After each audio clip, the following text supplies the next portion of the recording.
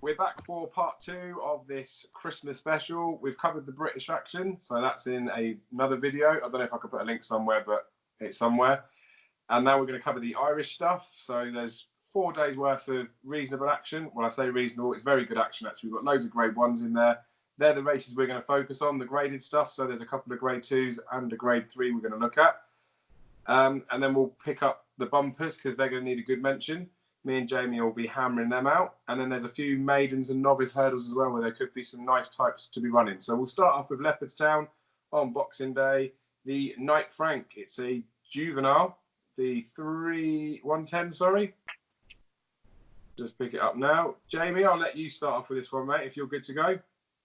Yeah, I suppose mentioned it there earlier. I'd be on, especially now, looking at the prices, 5-1 away to see. I think it's a cracking each way bet to nothing. To be honest, I can't see him out of the first 3. I suppose, as Daryl said earlier, Spire Tower could be anything.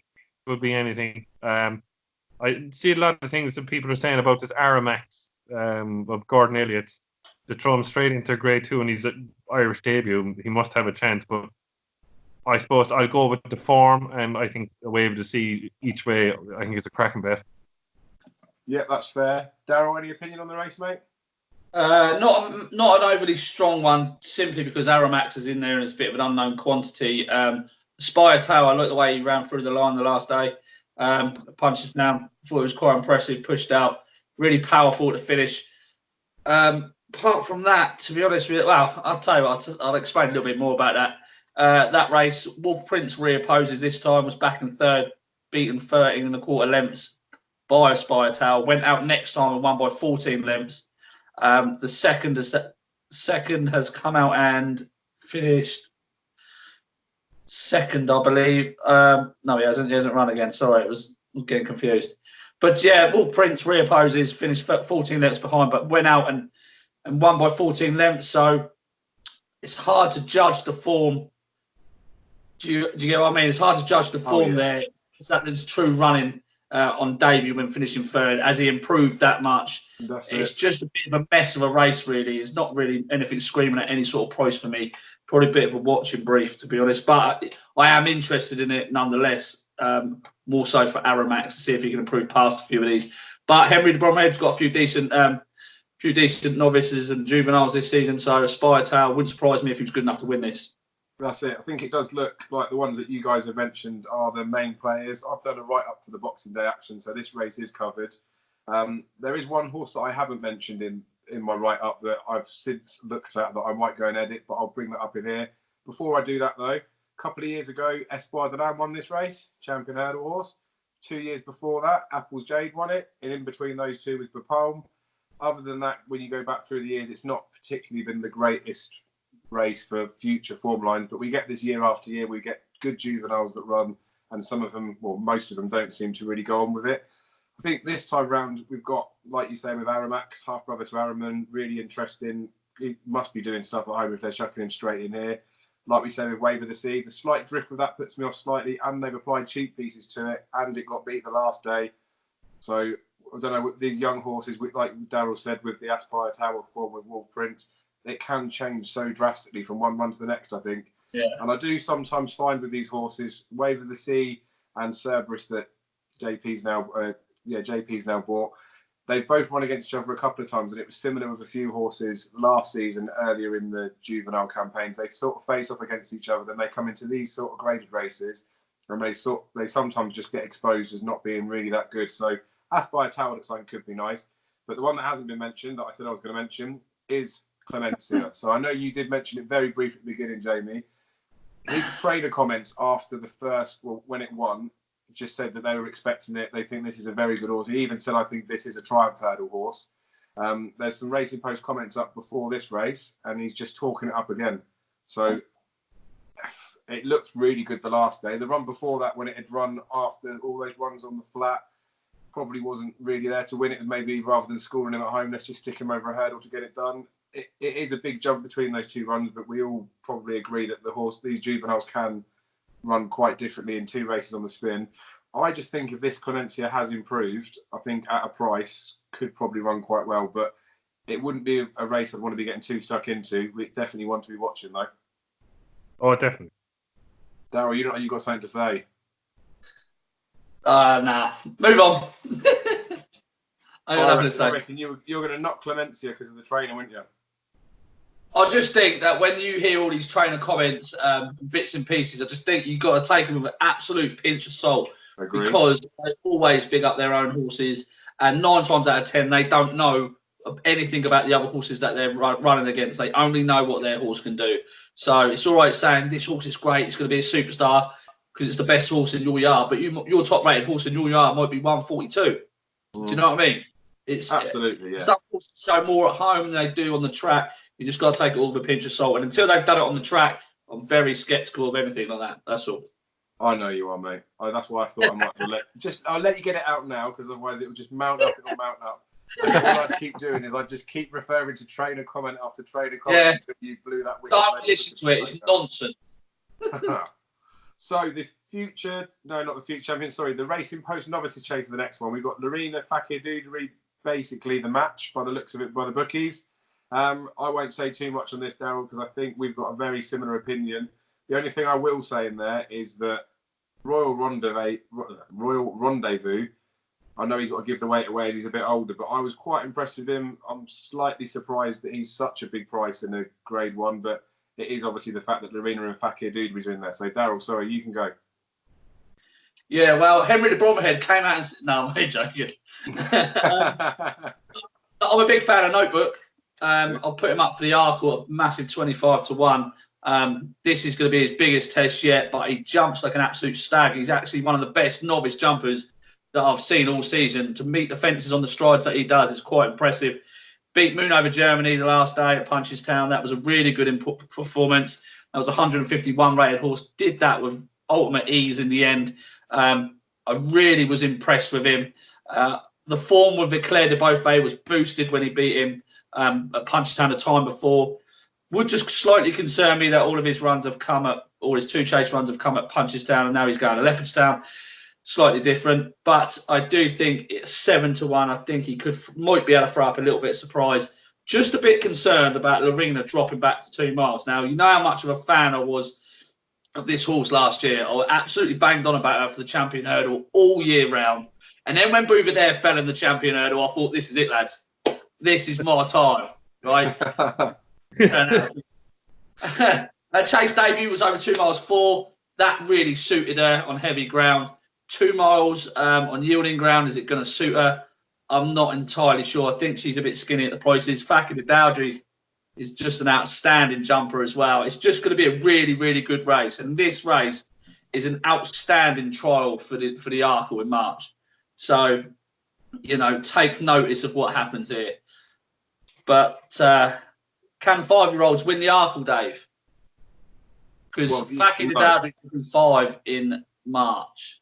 Yeah, so no is the answer to that. Go on, Jamie. He uses the allowance in the turn of the year, doesn't he? He uses the £7, doesn't he? He still gets it now, yeah, but then obviously when it comes to spring, that's when they lose it, don't they? Yeah. I'm trying to visualize this race in my head. I'm sorry, Darryl. Notebook has no chance. That horse looks like it needs further. This horse, Notebook, could be run off its feet in this race. I might be totally wrong. The galloping track in Leopardstown would suit it better. I will agree there, and jumps very well. But he's not a better jumper than Fakir Doudry. I think Fakir Doudry will win. I think Fakir Doudry will win easy. I think Lorena is another overhyped horse. I bought into it, as you said last year, coming down the hill. Oh, fill your boots. We'll remortgage the house. Lorena is going to win the champion hurdle. But no, she's never won an open company against the boys, right? Yeah. Can't have her. I was a massive fan of her, but I think Fakir Doudry will win easy. I think, to be honest, the way no one will get near. I didn't think Lorena jumped well in Gorham Park the first day. I think she fell over the line. I think Fakir Doudry, fill your boots. I think he's a good thing. I think he'll win the Arkle. I haven't seen a better 2 mile chaser in the wild, novice in a good while from him. I think he's a great. I think. What price is he for the Arkle now? Just back him. I think he's a good thing. I'll peel it up. I'll get that up as well. So he can't win at the age of 5 though, can he? Age stats are a killer at the festival. I know they are. No, and you're going on about the 5-year-old stats. Oh, come on, mate. Fakir Dudery is 5-1 to win the Arkle. Yeah, I think that's a bit short. Correct. We were thinking double figures, weren't you? No, because he who should not be named has form with a Fakir Dudery. Go on, the melon. No, you know the other horse we're on about there. We'll get to that, Dave. We'll get to that. We will get to it in a minute. I can't wait for it. So I do think in this race, the fact that Fakir Dudery is off level weights with Lorena is a massive plus for him. The bookies, I think, have got the prices the wrong way around. He should be favourite. I think he will go off favourite. Willie Mullins obviously does do quite well in this race. I think and Lorena did look good against Minella Indo, but I think the visual thing with that is it may have looked better than it probably was. I still think Royal Rendezvous is a massive price. I'm the same as you, Darren. I think Notebook is a very nice horse, but it's just his back form. He probably shouldn't be classy enough to be going to win this. So it's a fairly fence-sitting job on this. I wouldn't back Fakir Dudery, even though I think he should be shorter. I'd rather just let him go and run at those prices. I would be tempted to have a small play on Royal Rendezvous in case there's any mishaps, but yeah, it looks a good race, doesn't it? But we will move on we'll stick with the 26th. We'll go on to Limerick. It's a novice's chase. The 220, if you want to get any of your notebooks up. Speaking of notebook. I can't mention the favourite in this race. Jamie's also not allowed to mention the favourite in the race. We want to ban. Daryl, in the last video we did, 87 times we mentioned this horse's name. So I'll let Jamie, you got to go first, but you can't say his name. I think the Bottler supposedly can't jump, supposedly can't find nothing off the bridle. I think the Faheen, all depends how Faheen goes out. If Faheen goes out and runs and jumps, I'm actually worried about the two of them. There could be a massive upset in this. I'm actually worried about the two of them. Because when you come, well, hopefully I'm going. I'm putting that way to you, Dave. I'm trying to get a childminder for Stevens' day so I can bring my dad to Limerick so we can go watch the races. But I think I'm trying to visualize the race, right?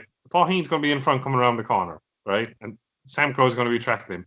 That second last fence in Limerick, your heart is in your mouth, is saying, oh shit, will I get over it? You know, it was like last year.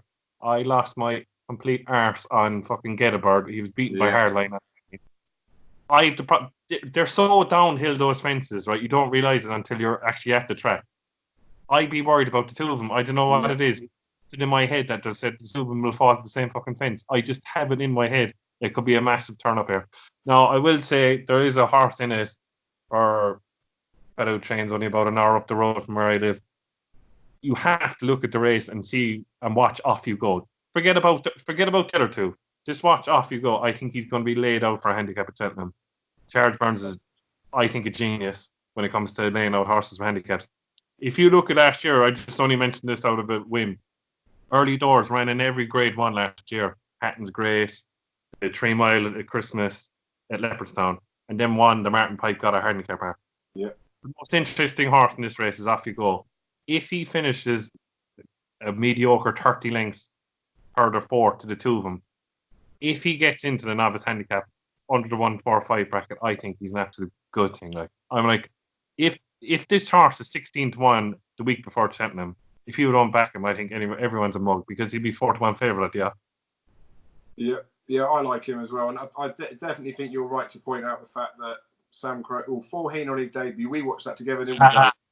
Dave's mentioned him. He opened his mouth. I broke the rules. But we watched the 4-1 one, didn't we, Darryl? We caught the back end of it, and it was scary, some of the mistakes that he made. The fact that obviously there was the talk about him chasing all that sort of stuff. He was obviously quite rogue at his hurdles as well. Typically when they might have a bit more respect for a fence, but he didn't show any of that. He obviously didn't fall. He stayed up. He was fine, all those sort of things. But like you say, they're both liable to potentially make a mistake. That could ruin old Mr. Burns' handicap plot if they all go down and he has to win the race. That's the problem I have with the race. If the two of them fall and Off You Go wins, what handicap mark? Like, you know what I mean? It's a funny one, but I think in a way Faheen should have too much speed for Sam Crow. Should, yeah. Should, but I think will Faheen just give Sam Crow a toe into the race?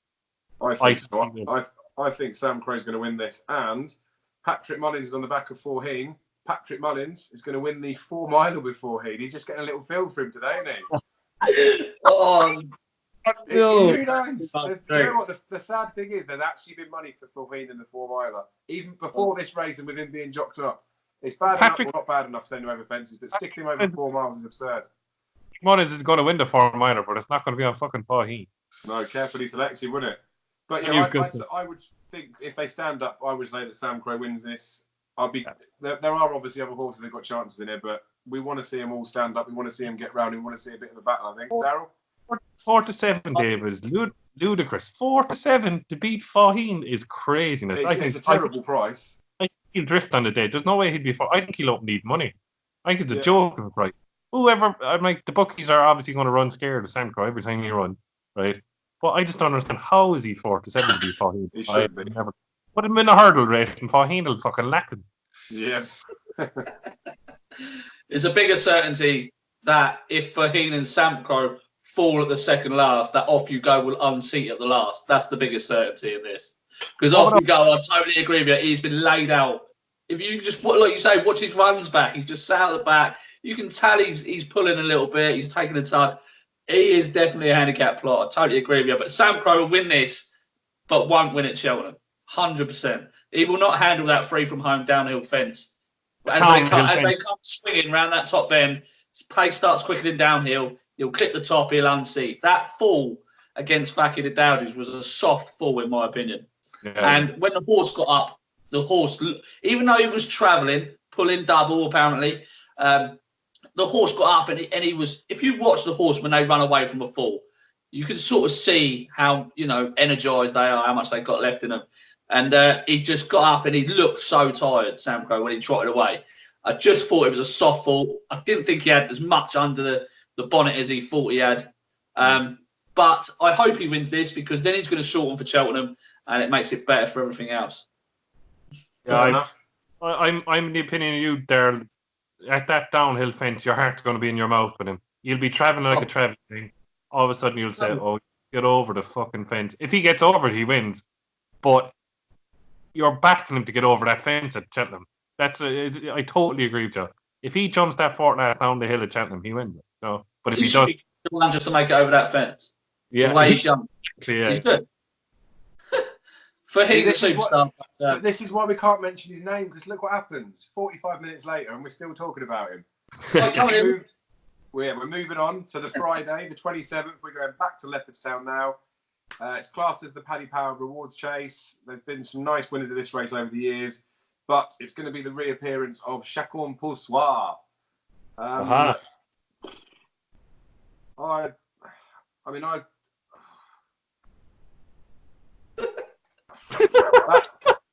That's my sort of feeling for the race, to be honest.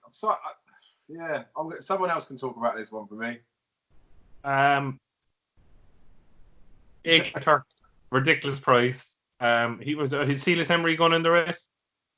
We don't even know. He just the overall form would definitely decide. I'm like, this should be a trot around Leopardstown. Thanks very much. Let fucking Paul Town and wave at the crowd. Oh, he'll win the Queen Mother. Oh, he's a great horse. That's all they'll say after the race. Willie Munn said, "I'm pleased to run. I think I'll leave him off now till Cheltenham." Something like that. That's all you'd hear after the race. He's 3 runs in 3 years. He's a fragile little horse, but like I'd be worried about Chacun pour soi on really good ground at Cheltenham because I'm like, if he's legs of glass, like I think he'd break down in the second. I wouldn't be taking a price. I'm like, a friend of mine actually last year said to me, and this is the God's honest truth, will we back him at 50 to 1 to win the Queen Mother? And he didn't even have an entry at Punchestown at the time. And we're both looking at each other now and saying he's fucking 4 to 1 to win the Queen Mother. We are absolute dopes. But he'll just win. He'll win if he runs before Cheltenham. He'll win again. But backing him for the Queen Mother Championship, price is gone, and I wouldn't be backing him around Cheltenham. No. Yeah, I agree. Daryl, what would you make of it, mate? I think he's a superstar, mate. I think he's brilliant. I think he's outstanding. I mean, you go back and watch that Punchtown run against Deafy, so he was just incredible. He had tons left at the line. Deafy's turn of foot, couldn't get nowhere near him. He's powerful, but he's fragile. I won't be backing him anti-post. I think this field's going to cut right up. Probably be just Chacon Poursoir and Simply Ned going for a hat-trick in this. It wouldn't surprise me if Arthur cut up and run away and he just gets a trot round. And like you say, Jamie just says, that'll be it until Cheltenham now.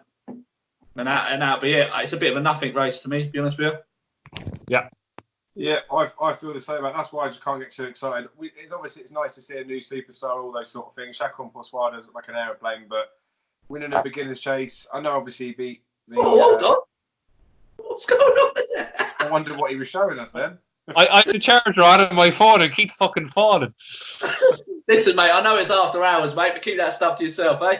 But yeah, I want to see Chacon Poursoir take on a proper horse, and I mean if Silas Emery runs in here, that'll be a proper marker. But I'm not sure why Willie would put him in there. I'd really like to see Hardline go in here because he ran quite well the last day. If Hardline got close to Chacon Poursoir, at least it would give us an element of a yardstick. You've got a thing for Hardline, mate. You have.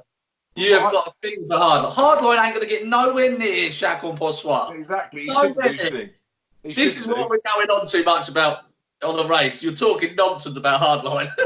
No, but I'm just You're saying. a man of many talents. This is not one of them, Hardline. Get him out of your head. For the type of he ran well the last day. He was second. But it's one of them that I just mean for substance of looking at the form. What are we going to learn about this race unless Chacon Poursoir runs crap? We're not going to learn anything, are we? What's Hardline rated? Is he in the 150s? Is he 161 now? 161. Oh, Yeah. He's not a 1/6 horse. If I'm a 161 horse, I'd give up watching fucking horse racing. It's because he got so close to me in the last day, didn't he? Yeah. Yeah, but like, I've not. I suppose he was in the 150s because he beat Gedabird last year at Limerick. Fair enough.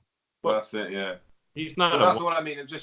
I'd like something like a Hardline to run against him just to see how close they might get to Chacon Poursoir. You'd expect him to be beating them by a fence. But the worrying thing is, with Simply Ned's probably going to run in it 12-year-old now. I know he's got a good record in the race, but there isn't going to be anything for even a slight bit of a yardstick in a Grade 1.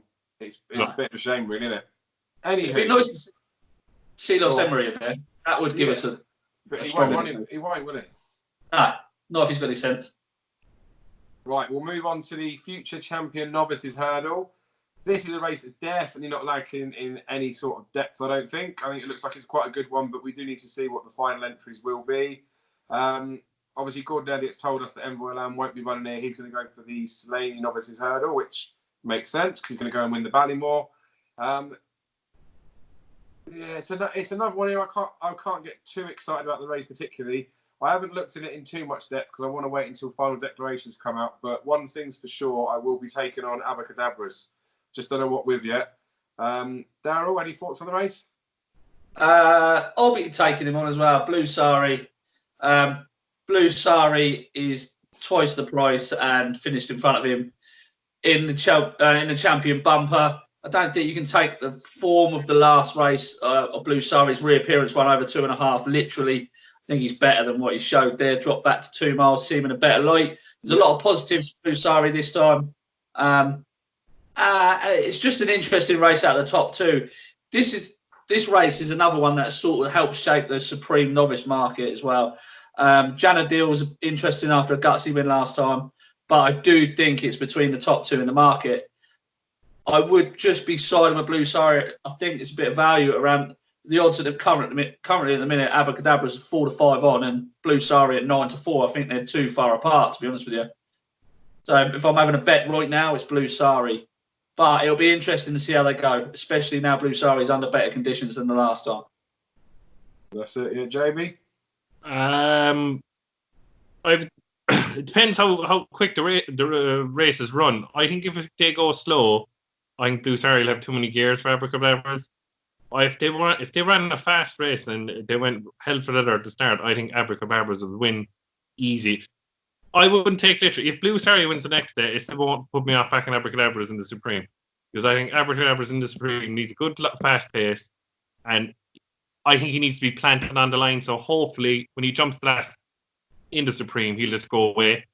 I think the quicker the rate, the easier he'll win by. But I think I kind of agree with you, the Blue Sari. There's one horse I wouldn't like to rule out here is Elixir Dane. Yeah. There's a horse at Down Royal afterwards on Stephen's Day that I'll get to afterwards. He beat Longhouse Poet the last day and Connie McFire, I think, or right, something like that. I think each way at 8-1, he's a great bet. Willie Munns seems to think he's a good horse, but it is obviously between the two in the market. But I agree with you. I think Blue Sari will win the next day. I think he jumped well the last day and he's 2.5 mile maiden. I think the way the race will be run, it'll suit him because I think he has more gears at the end off a slow pace, where Abracadabra. Yeah, I like Blue Sari. I thought play around, like, do you know what I mean? Yeah. So Blue Sari would be the selection to. But going on to the Supreme, I think Abracadabra will be probably a better price. I'm waiting out till after the race, and I'll probably back him after that Novice Hurdle the next day.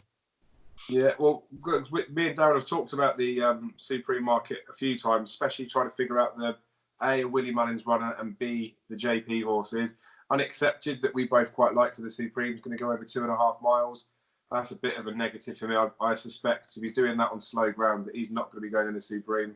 And I'd also suspect that if he was Supreme class, he wouldn't be running in just a run-of-the-mill novice hurdle. He'd be running against, well, he should be running in a Grade 1 this time of year. So it does make me think that Blue Sari could be a champion hurdle type for him. A Supreme novices hurdle type for him. I thought he'd be better at 2 mile this season anyway. I wasn't sure why they ran him at the middle trip the first time.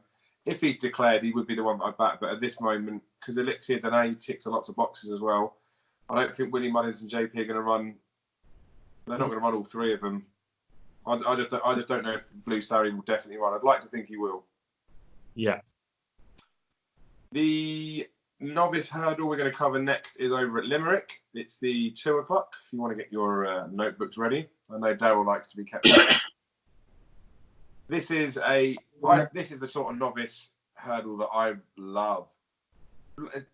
Obviously not so good because it's a Grade 2, but I like anything sort of 2 mile 5 furlongs up for these novice hurdlers, because I just tend to find that you'll have 1 or 2 horses that can just mop up these types of races, and potentially further down the line they could turn into quite nice types. Again, it always depends on what's going to run in here.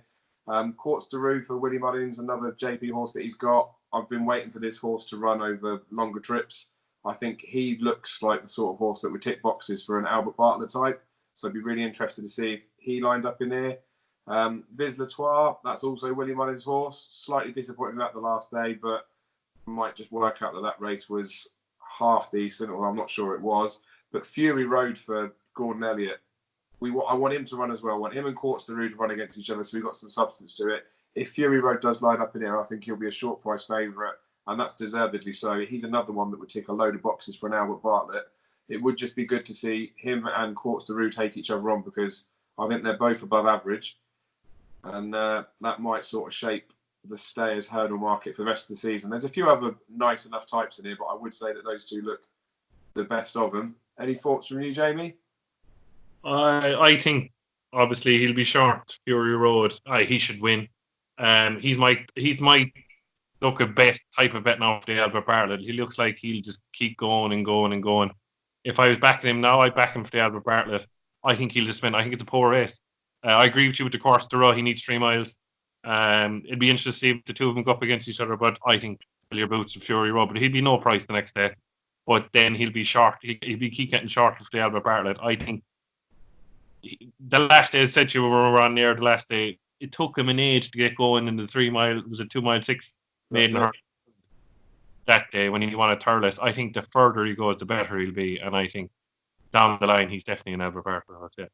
Yeah, I agree. He's 16-1 still for the Albert Bartlett, and that's with Bet365, where you can still get the full cash out as well. So they're the sort of plays where if he does turn up and he's a 1 to 5 shot, rather than backing him for this race or even sticking him in a muggy acca, you're better to get on him for the festival. Daryl, any thoughts on the race? I think you two have summed up, took all the words out of my mouth really about this. Fury Road, it's simple as that. I think he's just going to improve further he goes. It's been quite impressive, hasn't he? That's it. But I would be very, very cautious of Quartz to ruin this because he'll get 4-year-old allowance or on the Grade 2 terms. The way that it's worked out, I don't think he's won enough races, but he gets £7 off of him. So yeah, I mean, it's not a betting race. It's not a betting race for me. These type of races make me sick looking at this. But I love these types of races, especially because it depends what they price them up. But I'd imagine even if Quartz to was in there, I'd suspect that Fury Road would be a 2s-on shot, and Quartz to you might even get 3-1 plus. If he was that sort of price, I'd be tempted to back him. Yeah. But we'll move on to the 28th, Saturday. We'll start off back at Leopardstown again. We've got the Frank Ward Memorial Hurdle. So this is the 3-mile hurdle. Used to be known as the Christmas hurdle. I just cannot wait to see Benny DeJour win this by as far as she likes. She absolutely bolts up. Stick her in a double with Time Hill over the week because there you go, 3-1 it'll pay the pair, if not a bit bigger. That'll pay for New Year's drinks. I don't need to say any more. Benny DeJour hacks up. Daryl? this is a good race, and this is the sort of race I do really like. I thought Bacardi's run extremely well behind Honeysuckle and Fairyhouse the last day. I thought it was an excellent run over a trip too short. I like the fact that he's having a full season hurdling instead of having a bit of a mixed season between chasing and hurdling. I think he is being prepped for a shot at the Stayers hurdle, obviously. I think 3-1's a fair price. Benny DeJour is a superstar. Going to be very, very tough to beat. It'll be interesting to see which way they go with Benny DeJour and Honeysuckle, where, you know, I think it's unlikely we're going to see the two clash. I think Benny could go to Stayers hurdle. I think Honeysuckle could end up with none of them in the Mares hurdle. Imagine that. But what, you think they're going to clash? Yeah, 100%. Honeysuckle's not. She's not even got left-handed Honeysuckle. When you're talking about I know. hurdle. She's going to have to go left-handed. She's going to run the Mares, isn't she? Yeah, that's what I mean. But that's what I'm saying for Honeysuckle. But the class of race, Lorena and Apples Jade went with the champion hurdle. They just got shown up. She's got to go 2.5 miles as their trip. Hold on. Stop there, right? Lorena and Apples Jade got shown up. Apples Jade got shown up because she could not handle Cheltenham that time of year. There's all those excuses. Lorena got showed up because she's not a 2-miler, right? You can't say the same thing just because those two mares. But Lorena against the girls won over 2 miles in the Mares Novice, and Apples Jade against the girls won a Mares Hurdle. So that's what I'm saying for Honeysuckle and Benny DeJour, just running the Mares. Honeysuckle, if she's going to be a champion hurdler, she's got years to come. There should be no Mares race at the Cheltenham Festival. No rubbish. It should, right? Mares Novice, fair enough, right? Keep them separate at a younger age, but once they go get a bit older, put them all together. Let's find out who the best is. Can't keep keeping all these decent mares apart from the boys. It's ridiculous. But it's the 2.5 mile race, isn't it? Races. Load of rubbish. I'd be a firm advocate for Benny DeJour go Stayers and Honeysuckle go champion hurdle. Why not? Honeysuckle looked outstanding. Benny DeJour couldn't beat Paisley Park. How do you know? She's just been how do you say it? Yeah, which is exactly. Girl. Yeah, but an outstanding stayer in France. Correct. I know. I how did you know? It's never going to get on. But they just let her go and win the Mares because I'm on at a nice price for the Mares. And this time last year, Paisley Park won the long walk at 8-1. Mm. So you know what I mean? Paisley Park is beatable if you've got the right horse. Obviously, same as any horse on their day. Yeah, maybe, but I think the girls should be staying to the girls' race unless they've. That's sexist, mate. That is. Sorry. But what's not? But in the BHA and the Irish Racing Board have decided to put mares races on.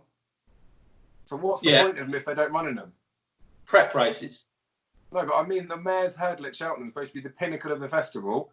They should either do away with mares races and they're allowed to run the champion hurdle, or they shouldn't be allowed to run in the boys' races. The boys can't have a boys-only race at the festival. Sexist.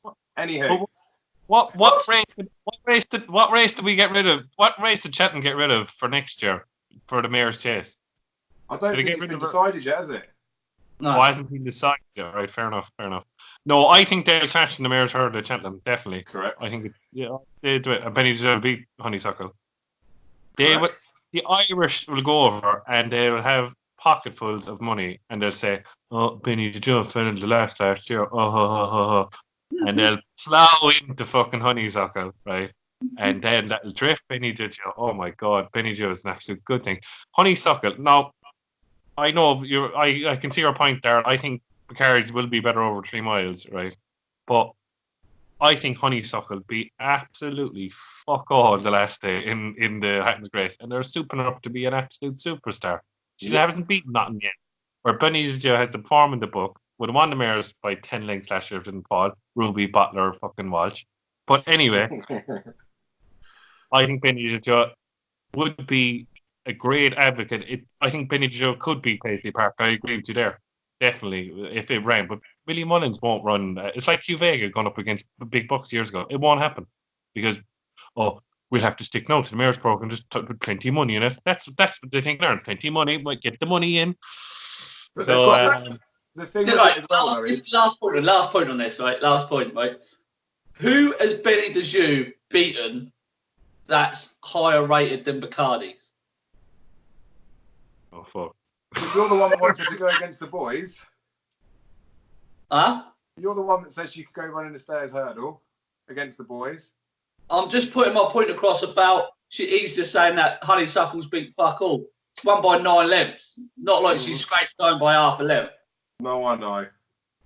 No, Not not for me. No. Just for the record, it was Apple's Jade when she was rated 158. Bacardi's was rated 157. I'm just saying. But yeah, it's one of them. You're right with Bacardi. She's getting plotted for the stairs. I think Benny Dejoux is like really good. I think she could run in the stairs hurdle and be competitive. I reckon you could even stick her in a Gold Cup and she'd be competitive. I do think she's good, but she'll just win the mares. Yeah, she'll win the mares. I reckon the mares is looking like a tougher race for Honeysuckle than the Champion Hurdle is at the minute. Yeah, which is why you wanted to go to the Champion Hurdle. Of course I do. Yeah. Why wouldn't you? You would, wouldn't you? If you owned Honeysuckle, where would you go with her right now? But then, we look like Roxana picked up the mare's hurdle last year. If Lorena or Apple's Jade, I mean, they were both so bad on the day, they might not have won it. But you know what I mean? You can't say that is a terrible argument. Benny Dejoux fell at the last with 8 lengths clear, and Roxana picked it up. But Bouverdare fell. The 2 favourites in both races fell, and Lorena and Apple's Jade didn't pick up the piece in the Champion Hurdle, but they might have done in the Mayors. That's all I'm saying. And it's a Grade 1, and it's money, isn't it? Yeah, but you can't go to a Grade 1 hoping that someone's going to fall so you can pick up the race. No, but you've got the whole rest of the season to take them on, haven't you? Like Jamie said with the whole Quevega Big Bucks thing, everyone was talking about it at the festival. I just enjoyed watching Quevega win time after time after time, and then she go to Punchestown and she win the 3 miler there. If they wanted it to happen, why didn't Big Bucks come over and race her at Punchestown? The biggest problem with the Q Vega and Big Bucks thing, right? It was nothing got to do with who trained the 2 horses. It was all the fact that fucking Ruby Walsh had the best of both worlds, right? Correct. And he said, don't let you. I think he was afraid that Q Vega could beat Big Bucks because Q Vega gets £7 off Big Bucks. He said, "Oh, Paul, will he fuck that boy?" And he probably said, Paul Nichols, "Oh no, she'll never run." Do you know what I mean? Against him. If there was no Ruby Walsh and he didn't have the best of both worlds, you'd have seen Q Vega against Big Bucks. The only reason is because of Ruby Walsh. That's taken a turn for the worst, isn't it? The old Frank Ward. But this is another reason. This is another reason why they keep these mare races in and they introduce more and more and more of them, because it's all debate, all that sort of stuff. It does water down the race at the festival. But if we just look at them. It's not the fact that they put the races up full. It's the fact that the best mares, if they want to go to the Champion Hurdle, and they do it, and it might dilute the mares hurdle. Last year, Benny Dejoux, Lorena, Apple's Jade, all 3 of them would have been worthy winners of a mares hurdle. Yeah, it's just one of them, innit? Maybe this year, I think like seeing Benny Dejoux and Honeysuckle clash would be awesome. But I think at the moment, if you look at the prices here, William Hilligan 13-8 for Benny Dejoux. Oh my God, what a bet! Like as you said, that's an unbelievable price. Like, I mean, like that's all your Christmas is coming at once at that price. Looking at the field here, like there's nothing in the race. Like, there's absolutely like a lot of people. I see a lot of tipsters there put up this Sam's profile, but like that horse was last year in the Albert Bartlett. Like, you know, I all of a sudden now I can improve to be a stairs hurdle horse. I've a strong opinion with the stairs hurdle, and I like Daryl says Paisley Park is beatable. I have a definite weak spot for if the cat fits. People only laugh, you know, oh, he's under that. But I'm telling you that I'd like to see a horse get to Paisley Park at the last and see how good Paisley Park really is. But he seems to be like another big box. You come to him and he'll keep going again. And he'll never win too flashy. Like, that's the only thing. And that's the thing with if the cat fits as well. He was entered in the long walk, wasn't he? Taken out of that to supposedly come over to Ireland to run, and wasn't even finally declared for this. So that's a worry with him. But we've definitely spent too much time on this. It was good to thrash it out though, because we'll do a mayor's special one of these days. Right. The good thing is we've got Daryl Carter will have a big sign saying next year over at Cheltenham, I love the Mayor's Grade 2 chase at Cheltenham. Oh, Mayor's Novices Chase. Right. Moving on from the Mayor's Novices Chase prospect, should we go on to the Savile Chase, shall we? Oh, yeah. Aye. Right, Daryl, I'm going to be nice now and just whatever you say I'm going to agree with. Take it away. This is an excellent race. It's just an outstanding race. I was a massive fan of Ken Boyd all last year. As you know, Dave, putting him up for the Gold Cup when he fell at the first. And then he goes and does all that afterwards, which is a killer. I think he's outstanding. I do have a slight concern with him that perhaps last year was his year, if that makes sense. And something else might come along this year. But that is just a niggling doubt in my head. I was a big fan of Delta Work until I know he normally comes on for the run every year. I mean, he only beat Niven last year down Royal by 3/4 of length. He came on a ton for that, beating Larisberg next time. I expect him to come on a lot, but that jumping has really got to improve. He's not going to get away with that in Open Grade 1 company.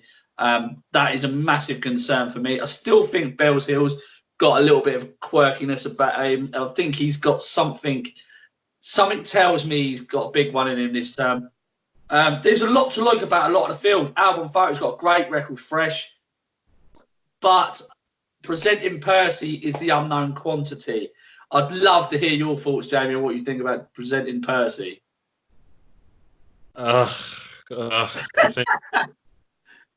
Presenting Percy. I fucking hell. I looked at the race. I agree with you. I thought last year as well, Daryl, that Kenboy was the one. Even after Punchestown, I thought, yeah, just a pity what happened with the Supreme Racing Club bullshit that went on.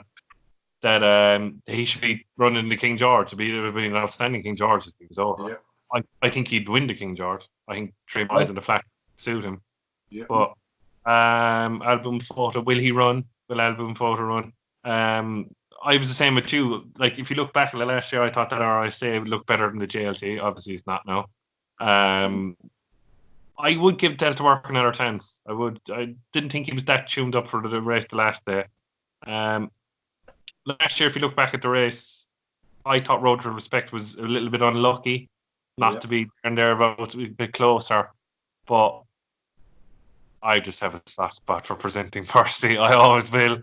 I think he'll win with the run now this time. The only thing I will say is that because he did only 2 runs last year, I have a niggling doubt that he finished off his race so well in the John Durkin that he just bottle out the next time. Do you know what I mean? Will he this bullshit bounce factor kind of thing? Yeah. The 3 miles. Do you know what I mean? But with the run, I think the more he runs, the better he is. And I don't know. I don't know what he did last year.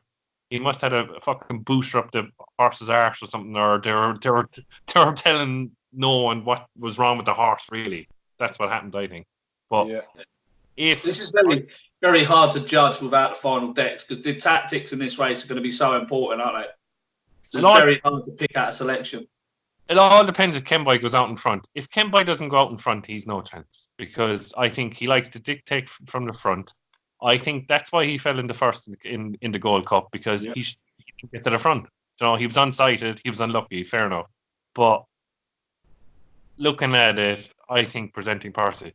If Presenting Percy doesn't win this Savile Chase next day, I think you can forget about it.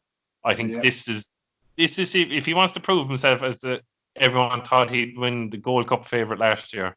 If he wants to be considered a good horse, I think if he doesn't win, he'll be in the stayers hurdle. Yeah, you could see it, couldn't you? I think Presenting Percy was pretty good the last day, to be honest. I'm his biggest critic. I thought he would have no chance of the RSA that he won. Obviously, he bolted up, didn't he? I thought he was quite good the last day. So the fact that I'm starting to warm to Presenting Percy can only be a negative for Presenting Percy fans. Ken Boy, obviously, yeah, he should be winning this race. Everything just suits him, I think, round here. And I agree, if he'd have gone into King George, he'd be the sort of horse that I'd be probably looking at winning that. Road to Respect, like you touched on as well, was a bit unlucky in the race last year. He'd probably be the one that I'd be playing as an interest in this race. Maybe Road to Respect. He was pretty good the last day, winning. It just looked a really nice race. He's always one to like to say, but it's never a race that I've ever got seriously involved in because it's a lot of horses' first start of the season, or it's their first proper run of the season. And I prefer to just see how this pans out and then use it as a yardstick for later in the season. There's nothing at bigger prices that interest me in the slightest. So final decks will be interesting. If Album Photo does run, he looks quite big at 8 or 9 to 1, doesn't he?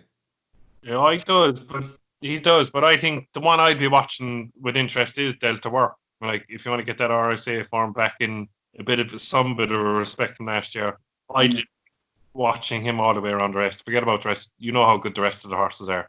I think Delta Work would be the one to watch in the race. After that, I'm going to back Presenting Percy, hoping that he's the superstar that I thought he was last year. But after that, just looking at the prices, 7-2 is present. Delta Work is 5-1, same price as Road to Respect. I think that's crazy. You should be double that price. Agreed. Yeah, but look, Presenting Percy for me. Ken Boy might go out in front, said he's on fractions like he did last year, jumped the last, good luck, game over. But at the moment, I go Presenting Percy. And Daryl, you'd go for Ken Boy, would you?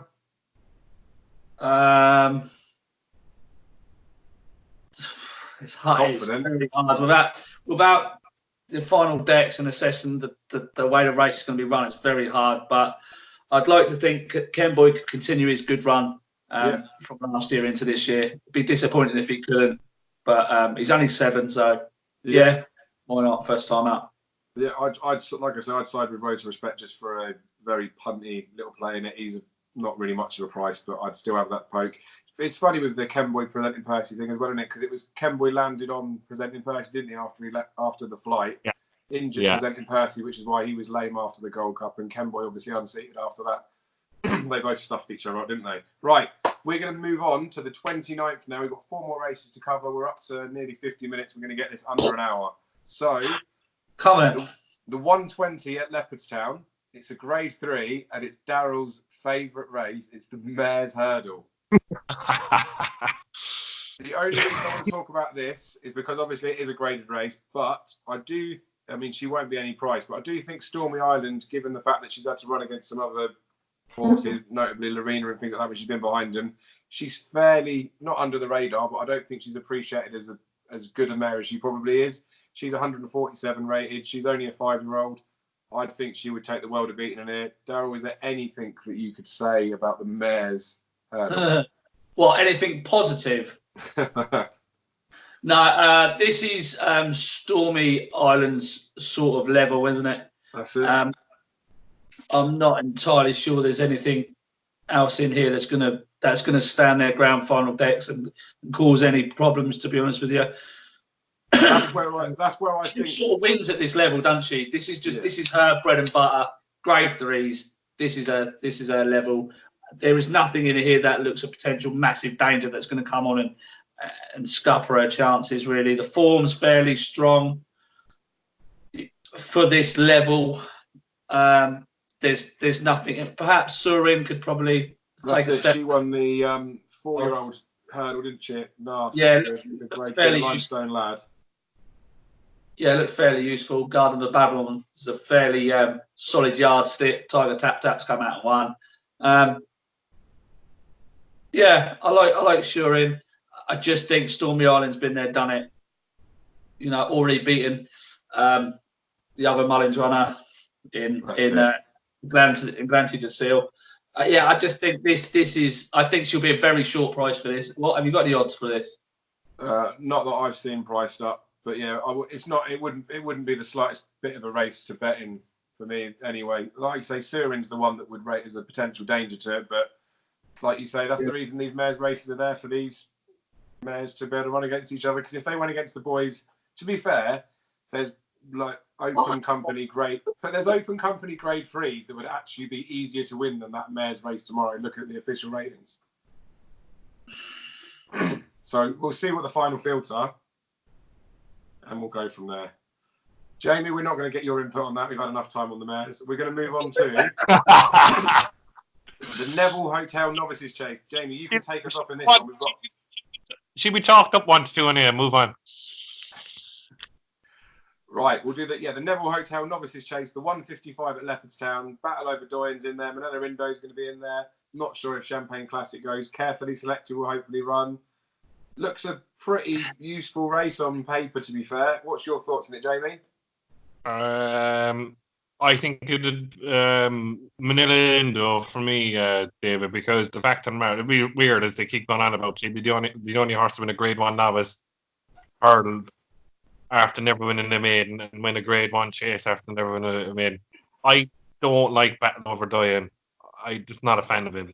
I think he was all over, right, but the last day he was 2 miles 6 or something like that. It looks like he was stopping in front. Now, after that, I like Carefree Select. I think he's a 4 miler. Hopefully he won't win this race. But I think I don't have much of an opinion on it. But I think Manila Indo, it seems to get better with racing. Same like a presenting person, it gets better and better with more the runs. It all depends if Lorena bolts up on Stephen's day. If Lorena wins easy, then you'd have to be on Manila Indo. That'll all depend on the form if Frank's there. But I just have to feel that Manila Indo is better than all of them. I think Battle over Doyen's well worth taking on here. I think it's far too short in a race like this. This is a hot race. Now, go through Battle over Doyen's form. I don't understand. I know he's like a grinder. He don't do nothing flashy. But come on, he beat any second now. He was all out. It was laboured by 5 lengths. Now, any second now, everyone's saying, he's a 150 rated chaser. He's a 150 rated chaser because he won the Kim Muir of 143. You have to go right back to his second start in his career at Punchestown to find his only other win. And that was in a novice hurdle. So, you can't really claim any second now as a solid 150 rated chaser, in my opinion. I think he's well worth taking on. Manila Indo, for me, is the biggest danger to Champ in the RSA as we speak. I wasn't overly impressed by his run behind Lorena, but what I can't get out of my head was his run at the Cheltenham Festival last year in the Albert Bartlett, because he absolutely tanked through that race. He was Rachel Blackmore was pulling double, like 3/4 of the way round. He was still pulling, and then he just cleared away. And as we know, the Albert Bartlett is a decent trial for the RSA, so he's a massive danger to my anti-close fancy and the love of my life champ. So I'm watching this race with huge interest. It'd be very interesting if Champagne Classic went in here, but I don't think he's going to run. Carefully Selected is another one not to write off as well. But this has the makings of one of the best races over Christmas in terms of future clues. I think Battle over Doyen's going to get run off his feet, if I'm being honest. Yeah, I'm hoping that Carefully Selected does run in here, and I'm hoping that Carefully Selected does run quite well, because I think he's a proper horse. The way he went down the last day after he pecked on land, he almost sprawled, didn't he? And then he managed to get back up and still get up and clear away from it. It was really impressive. Yeah. This is a proper race, this is. That's it. And we were talking about Manila Indo for the Albert Bartlett last year. Obviously, like you were saying, pulled double hard. That's the reason he probably got beat against Allaho the time before, because he did all the donkey work. He obviously franked the form after, proved that he can beat him time and time. But Carefully Selected was a horse that for like a profile sort of horse for an Albert Bartlett, was the one that I fancied last year. Willie Mullins had him entered up, pulled him out. Then the rain came, said at the race day, I wish I'd kept Carefully Selected in because he's ready to go. I was just scared of the ground. Then he didn't. If he'd have run there, he could have come to Cheltenham. Obviously, he went and got beat at Punchestown behind Manila Indo anyway. But I do think that Carefully Selected is a proper horse. So it is just one to sit, watch and savour. And there'll definitely be some festival clues off the back of that. We're going to move on to The 230, the Chinese Dentist, the Matheson Hurdle, the Grade 1, Classical Dream, Course Sublime, Sharjah. They're all going to clash again in here. I mean, I'm really hoping that Classical Dream puts his last run behind him and proves that he is class. Because I think if he doesn't, I'm going to be pretty disappointed with him, let alone the Champion Hurdle. Just in general, I think I'm not really sold on Course Sublime. I know Gordon Elliott's always rated him. Had a bit of a wind issue, but I've had money on him a few times when he was a juvenile, and he just didn't look very good. They've obviously ironed out whatever issues they were the last day, but a horse that can be so inconsistent as a youngster, it doesn't stand him in good stead for the future for me. I just hope the Classical Dream shows that he is good and wins it. What do you make of it, Jamie? I agree with you totally there, Dave. I think this is the time now for Classical Dream to shine. I have a soft spot for Sharjah. Back Sharjah last year in the race.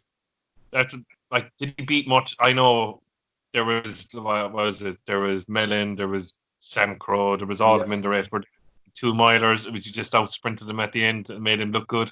I backed Sharjah last year in the Champion Hurdle. I backed Lorena to win. I backed Sharjah each way, and I was disappointed obviously because Boo were there fucking knocked him over, but which is fair enough.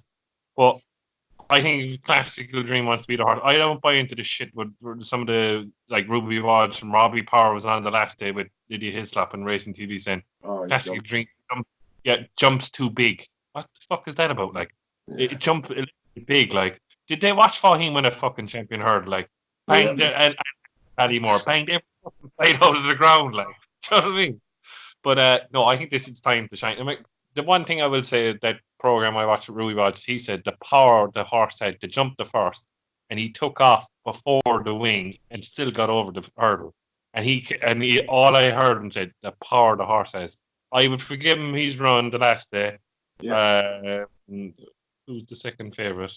It's gone out of my head. Of course, both Robbie Power and Ruby Watch said that, he jumps like a Champion Hurdle, but like, he was second to Pentland Hill, so I think he has no fucking chance in the Champion Hurdle. So they're all about he's jumping. He jumps like a Champion Hurdle. Fair enough. He was impressive the last day, I will say that. But this is Classical Dream.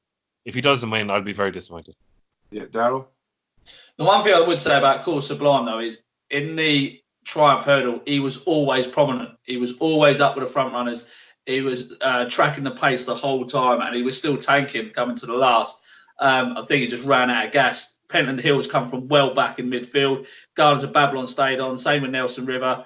The closest runner to Course Sublime was Kel Destan. He finished 10.25 lengths behind him. So I thought that was a pretty impressive performance. I think since that run at Cheltenham, I think he's taken a step forward. Perhaps not at Ferryhouse time after. Perhaps the race took a little bit out of him. But then that run at Down Royal was just that was outstanding, really.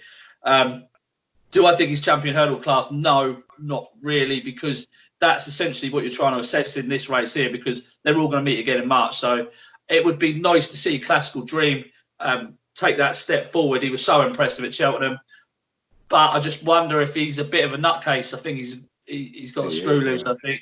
Like, he was dragging his head along the floor when it might just have been first time out stuff after a bit of a break. It remains to be seen. Would I be backing him at even money? No, I certainly wouldn't.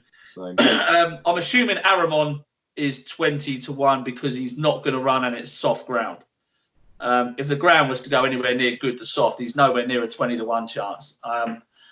He could take a step forward. I mean, he was only a head behind Classical Dream. I know he didn't run as well in the Supreme as Classical Dream did, but that was on soft ground. He needs quicker ground. But 20-1 about horse that finished within a head from an even money favourite, I think, is a bit wild. He probably won't run. This will probably cut up. I assume this will cut up. Yeah. I can't even see myself having a bet in this race, if I'm being honest with you. No, I wouldn't. I'm hoping Araman. Sorry, cutting across it. I hope Araman doesn't run, because I think he's laid out for a county hurdle, because I think you go on better ground for him. It'll suit him down to ground. It rained just before the race last year at Cheltenham, and it didn't suit him whatsoever in the Supreme. Especially he travelled really well in the race, like, do you know what I mean? If you watch it back. But the thing is with all these horses, but the only thing is a Classical Dream if you look back at the race, Thomas Darby doesn't look great. Oh, it's a terrible Supreme. Look a great Supreme if you look at it afterwards, like, do you know what I mean? So you're taking it on. Is he good enough to, like, to know? I think, to be honest, if Ruby Wanch was still a jockey, I think you wouldn't even be talking about him being a champion hurdler. He'd been over fences straight away. The only saving grace you have got, though, is that he did finish well clear of them, which can give you a little bit of hope. Yeah, and he pulled in the prelims. He almost bucked Ruby off. All those sorts of things. I think he can afford to be judged on his own efforts. Obviously, he needs to just back up what he showed last year. Curse Sublime for me, but like with the thing with the Triumph is Sir Eric obviously didn't finish. Yeah, so we can bang on about how close they were and all those sorts of things, and I do think you've only.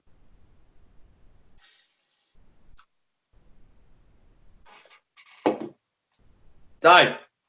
He's gone, I see. Dave, he's gone. He's gone. Look at him. It says he's still recording the call, though. Yeah, so I probably needs to catch up. Yeah, maybe he's just doing it. What do you think of Classical Dream? What was you saying about Classical Dream before that? I think is he a horse that needs to dominate? Maybe, do you know what I mean? But I agree with you with Course Sublime. Is that people seem to forget that is he gone? It's the battery, I think. Oh, the battery. Yeah, you're still on anyway. We can hear you. Yeah. Carry on. Oh, it's coming back. People seem to forget, Daryl, that the Triumph Hurdle is 2 miles 1 furlong, right? And it's a different track, right? Yes. And Course Sublime did travel all the way to the 2 mile mark, but never got up after the last furlong in the Triumph Hurdle. So I think the old track will suit Course Sublime better in the Champion Hurdle. But the thing is, will we even have this conversation if Sir Eric was still alive? That's the only thing in my head. Was he just Sir Eric? Was just so much better than all of them, like, you know?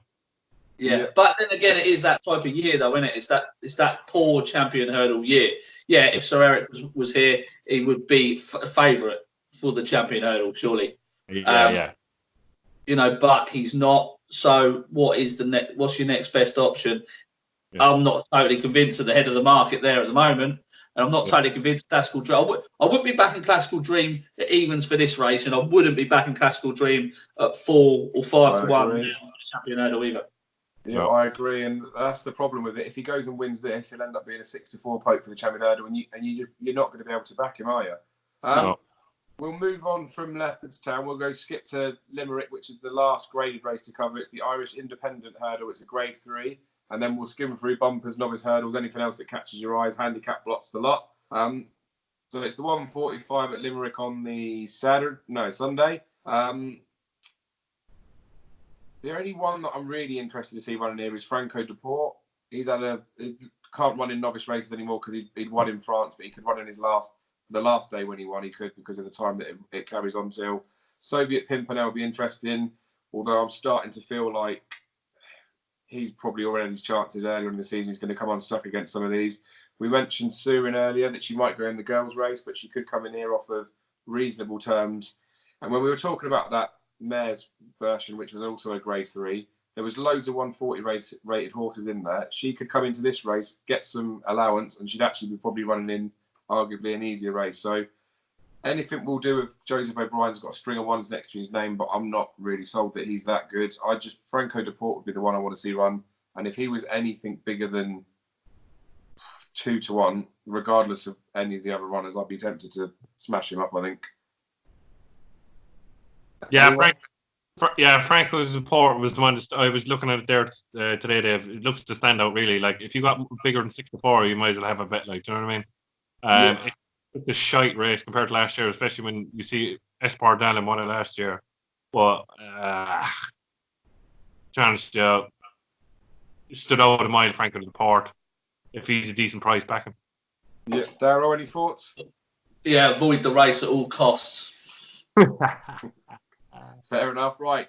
So we've gone through the Irish graded stuff. Is there anything? Because I've got a few races that I'd like to talk about other stuff. Is there anything you guys have got? Downright. Yes. Yeah. Right. Stephen's Day. First race. right? As I said to you earlier, Elixir Dene has formed with Longhouse Pole, Column of Fire. There's a horse in it. I just saw the betting there. He's 5-2. Opposite is Attract. I think this is a fill your boots job. I think this is an absolute certainty. If you look at all the form of all the maiden hurdles this year, he was behind those horses. If Elixir Dene turns up well in the novice hurdle against Blue Sari and Everett Barbaras, I think this horse is a good thing. 5-2 is a crazy price. I think he should be favourite. I think there's a favourite in it who's 7-4. Lighted, I think is the name of the horse. Yeah, that's it. Can't have him. I think I love the Hunter's Chase at Downright. Always a great pointer for Cheltenham. This is probably if they all turn up, this is probably one of the hottest Hunter's Chase you've seen in years. Absolutely. But you have Black Hercules, you Uccello Conti, but the one I like is Soft Spot. I backed him to be Tiger Roll in the 4 mile. I couldn't believe the fucking horse. But what did he used to call Sibniaco Conti going up the hill at Cheltenham? Sick bag Conti. That's what it is. Yeah. Sick bag fucking Ed Wolf that day. He cost me a fortune in 4 mile a couple of years ago. But I think he just won this race. He won the Grade 1 there a couple of years ago.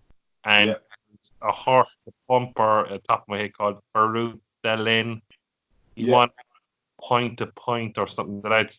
A couple of friends of mine said to me, watch out for this Farouk Delin, the way he won. Rathban, I think, or something like that. He'll win. That's Down Royal at the moment. I'll let you go and I'll mention a few horses after that if you want.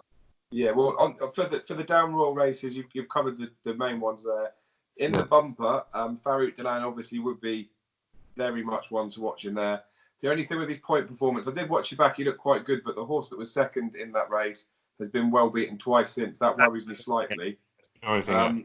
Noel Meads won the race the last twice, I think. He's got Trump Legend in there, who you haven't got much more to go on other than his breeding, but looks like it's bred to be quite quick. So I think he's interested enough. And then there's a horse in there, Mig des Tallions. The trainer doesn't have very many runners. It's already been nibbled. It's got a tongue tie on. They fancied it in its point. And although the bumper looks like it could be okay, I think it wouldn't be much more than that. I don't think it's going to be any more than an okay bumper. So money might be interested in there.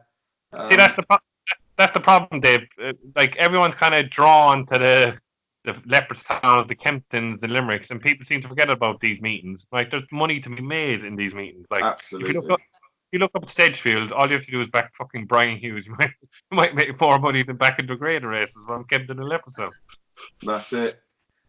And there's obviously 4 days worth of Leopardstown, and there's 4 days at Limerick. Was there anything else at either of those meetings that caught your eye, Jamie? Remember I mentioned your man the last day in the Triton. I thought he got an awful fucking ride by JJ Slevin. And I'm not going to desert him. I think he's massive bet of 16-1. There's definitely a race in him. If you think a Plutar has a chance in the Ryanair, this Tower Bridge, it'll be the last time I'm going to back him. I put him up in the Triton there with you that day of the preview, David. But I'm going to give him one last chance. I think there's definitely a handicap in this horse.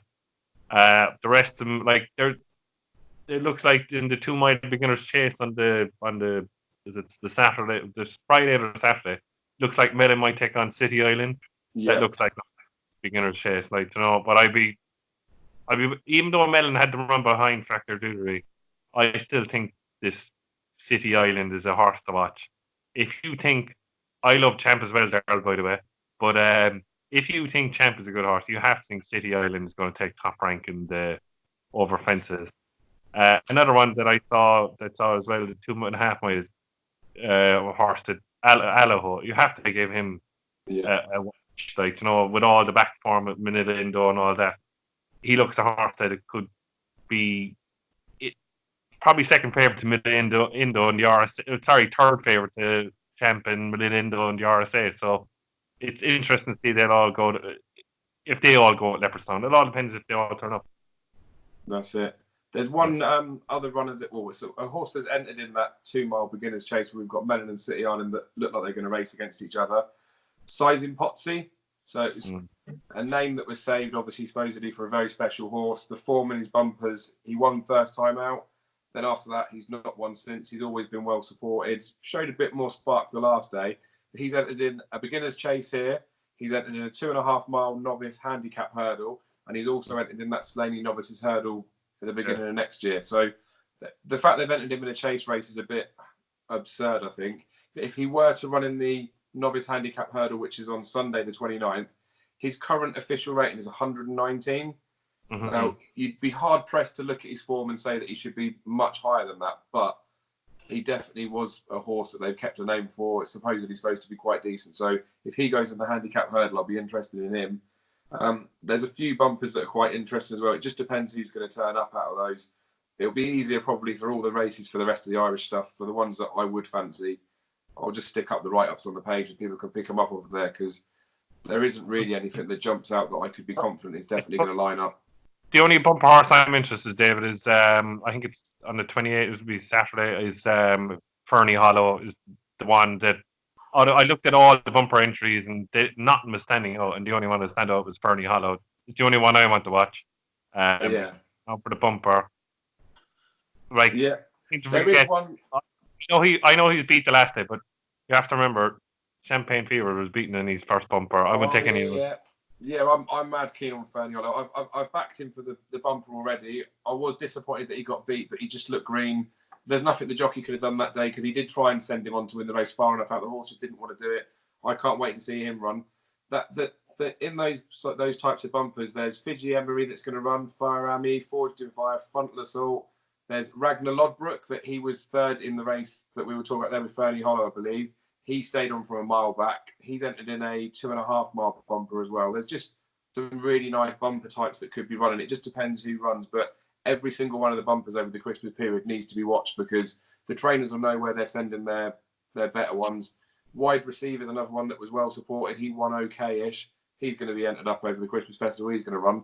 They are races that you have to watch for form lines, and they pay dividends when you get to the novice hurdles the year after. If you watch how they perform, the raw horses, how green they might be, it makes the beginning of the season a bit easier. So, Daryl, have you got anything Irish you got your eyes on? No, I've got nothing Irish. I've got 2 at Wincanton if you want them. Yes, have them. 2 on Boxing Day at Wincanton. First one in the 125, which is that Potemps handicap hurdle we spoke about earlier.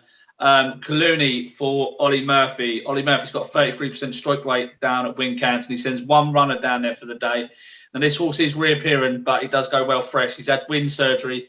And if you watch his last run back in March, behind Earl of the Cotswolds, is now rated 140. He was gaining with every single yard. That was his first attempt at 2 miles 4. He won't mind a bit of cutting the ground. It does drain really quickly at Wincanton. It's heavy at the minute. I think it's going to be soft, good to soft in places, something like that. But he does go well fresh, and he's running off a mark of 127 in this Potemps handicap on his first start over 2 miles 5. If you go back to his through his novice form from last season, he was half a length behind Brandon Castle. Beat Pink Legend by half a length, and there's some decent horses in there that have gone on to improve throughout the season. He was beaten at Wincanton here back in February by Not So Sleepy. It was by 12 lengths, but he was just sort of cajoled along at the finish. You know, he wasn't being ridden out to the finish too hard. And obviously that horse has gone out and absolutely bolted up at the weekend. And he is around 9-1, and he is one that's going to need to win this to raise his handicap mark if he's going to be targeted at the Potemps Handicap Network final in March. So he's off a mark of 127. There's a lot of others in here that are off marks. So like Jatawui's in here off 146. Tedham obviously 133. Won't want to go up too much. Duke de Beauchesne is another one in here off 129. Looks like he could have more to come, but a lot of people are tipping him up and flocking to him. So it just might be one to avoid. But Clooney for Ollie Murphy, only runner on the card, should go well in the 125. And there is one in a mare's. No. Yeah. Let me just find the time. It's on Boxing Day again, is it? Yeah, it's on Boxing Day. If you say run? No, not that bloody thing. It's in the 12:55. Daphne de Clos, our old friend. Oh, yeah, tongue tie on, isn't she? Yes, tongue tied on, bit of mud, a bit of cutting the ground, doing well. James Bowen is not missing his Christmas dinner for a 20-1 shot later on in the card. He's only got 2 rides here. Daphne de Clos, Nicky Henderson. White Hot Chili Filly is the wrong favourite in this race. Kisses for Katie at 8-1 was ahead of the pair of them back in a bumper last year. But Daphne the Close shaped really well on a comeback run at Sandown that we see her in, and beyond Fiddler on the Roof. And I expect her to be a class above this. This is not a great race whatsoever. The only problem with Kisses for Katie is that she'll want the ground on the better side of good. So she's probably worth leaving alone. Daphne the Close should take all the beating in the 12.55 in the mares novice hurdle. Yeah, fair play, mate. That's a good little spot on there because I tend to. I'm quite a bit of a racing snob, to be fair. Prefer to look at all the top class stuff first, as we've done here, and then if I've got time, I'll look at the other stuff. Boxing Day, I very briefly skim through the other cards. Jamie's right though. There's so much racing on the other meetings that odds compilers can't get on top of all of them. There's some value to be found. There's loads of stuff that sort of comes out from it. Anything that I notice handicap-wise or any words we get, I'll stick up on the page. But I just guess we're ready to wrap it up, really. It's 3 a.m. we finished this up. There's one more to mention, isn't it? Roland Merrick on Weatherby on Boxing Day, yeah? It is, isn't it? The Roland Merrick, is it? Ooh, bear with. I think it is. If it is, I like your man. He must have traded short and running the last day at Newcastle. What's his name? Johnny. Grade 3. 330. Is it a 330 something that Weatherby? 210 the races. Yeah, it's the Grade 3 handicap chasing it with Topville Ben, Benny's King, Johnny Sofa, Lakeview Lad. Yeah, Johnny. The way he travelled. Did you get? Oh, what's that there? Come on, Mr. Bear. That was if he must have traded at what 51 on. Yeah, easy. Christ, that was, mate. That is a race that just looks like it's a rerun of that last race, doesn't it? Yeah. I think he'll. Look, I'll have a look at the end of the final. Have a look at it, but if I'm losing on the day, I won't be backing him. I put it out with you. Yeah, it's trappy looking handicap chase, isn't it? That's the other thing that can come out with this stuff. There's loads of stables that'll be having a Christmas plot, won't they, to have a few quid on something. But you get loads of these, especially now they've priced them up so early. We've got 3 days worth of punting for these Boxing Day markets sort of to balance out a little bit. Plenty of people will be waiting for best odds guaranteed on the day, maybe, but there's going to be so many horses that are going up and down in prices. The weather's going to change, the ground's going to change. We all get excited because there's a few days gap in there, but lots of these races, like some of these, unless it is a chunk of value, you need to be waiting till the day, I think, didn't you? Yeah, but keep an eye on it, like especially at Limerick. Keep an eye on the likes of obviously Charles Burns and like that Eric McNamara. If they have any horse handicap for fucking Limerick, do you know what I mean? The horse could be chalked up. Odds compilers might not be able to fucking get it. Like a McNamara horse there last year, Limerick, when I was above there, traded at 20 to 1 when we were going up in the car, and all of a sudden we got to the track and it was 3 to 1 fucking favourite. Like, do you know what I mean? Just watch for those things, like, you know, the local trainers, like, especially as you know, over in England, there's obviously local trainers like Paul Nichols only around the corner from Wincanton, something like that. Do you know what I mean?